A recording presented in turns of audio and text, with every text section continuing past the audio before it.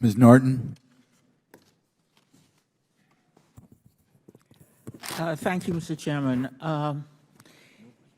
In the 1990s, Congress passed, Mr. Mansfield, legislation requiring federal agencies to improve their financial management processes.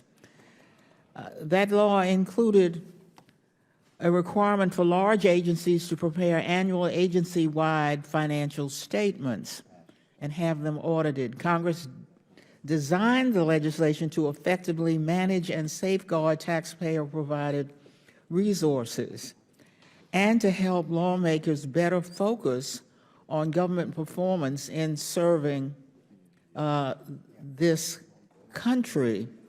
The Government Accounting Office placed DOD financial management on its high-risk list in 1995. That, of course, indicates financial management was vulnerable to waste, fraud, abuse, and mismanagement.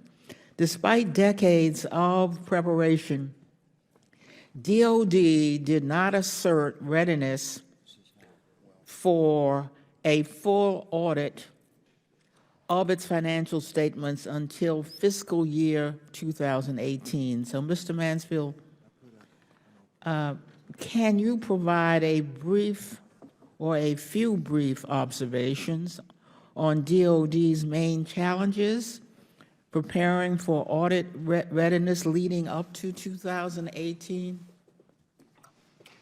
I would say that they are very similar to the problems they face today in that it's systems that are non-compliant with federal general ledger expectations.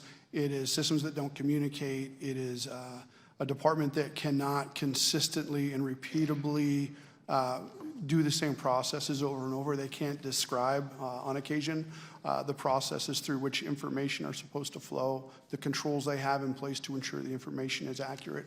These are longstanding issues. I would refer you back to our my prepared statement where some of the scope limiting material weaknesses that I spoke about earlier, some of those have been around for nearly 27 years. So since the DOD and the CFO Act required financial statements from the DOD, so information technology, fund balance with Treasury, inventory and related property, general property and equipment, and government property in the possession of contractors, as well as environmental liabilities and disposal, or environmental disposal liabilities. Those have all been issues the department has been dealing with since the establishment of the CFO Act, which you referred to. Thank you. Mr. Khan, since fiscal year 2018, DOD's Office of Inspector General has coordinated 5 DOD department-wide financial audits, 5.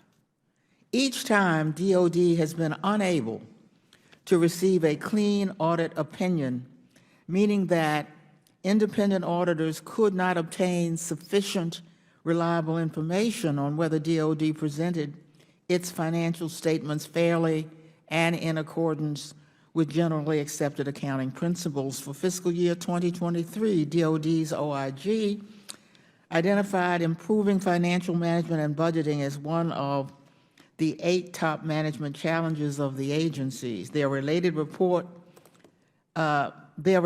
stated, and here I'm quoting, the DOD will continue to face challenges related to financial management and budgeting due to its size and complexity, shortcomings in its current business processes, and reliance on legacy systems.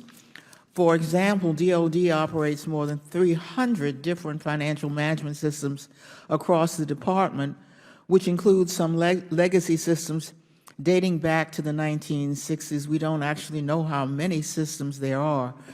Moreover, DOD's OIG has found that DOD, and here I'm quoting, historically underestimates the time necessary to retire legacy systems. So, Mr. Khan, DOD has been working to improve its financial systems environment for more than 30 years. Why is it taking so long to modernize these systems? This wasn't a priority for DOD till the last 10 or so years. DOD has many systems, but they are not meant to produce reliable financial information. They were put into place to support the mission, logistics. It's only been in the last 10, 15 years that they've realized that financial information is important to them, primarily because of budget constraints. So it's a matter of priority, and that's only happened in the last 10 or so years. Thank you. I yield back.